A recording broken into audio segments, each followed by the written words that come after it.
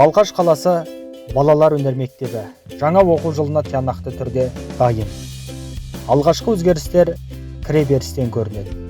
Бұл бізге таныс қауіпсіздік шаралары, денсаулықты бақылау, температураны өлшеу, термометрия, QR код арқылы ашық программасында қауіпсіз екеніне көз жеткізу, және дезинфекция, турникет, дезинфекциялық төсеніш, санитайзер. Енді мекемеге кіреберісі жеке қауіпсіздік құралдарына қатысты болады. Олар мектепке кірген кезде міндетті болып табылады.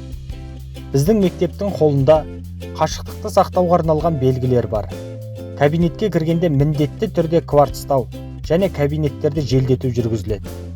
Осы талаптардың барлығы мектеп оқушылары мен мұғалімдердің денсаулығына қауіп төндірмес үшін өмірдің қалыпты ырғағына оралу қажет. Мектеп қауіпсіздігі, балалар қауіпсіздігі.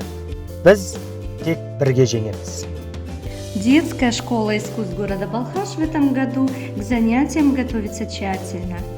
Первые изменения видны уже на входе.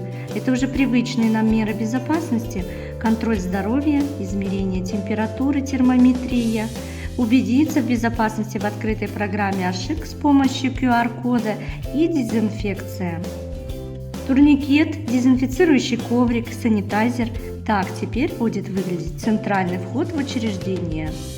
Что касается средств индивидуальной защиты, они обязательны при входе в школу. В холле нашей школы имеются разметки для соблюдения дистанции. Заходя в кабинет, обязательно производится кварцевание и проветривание кабинетов. Все эти требования необходимы, чтобы школьники и учителя без риска для здоровья могли вернуться к обычному ритму жизни. Безопасность школы – безопасность детей. Победим только вместе.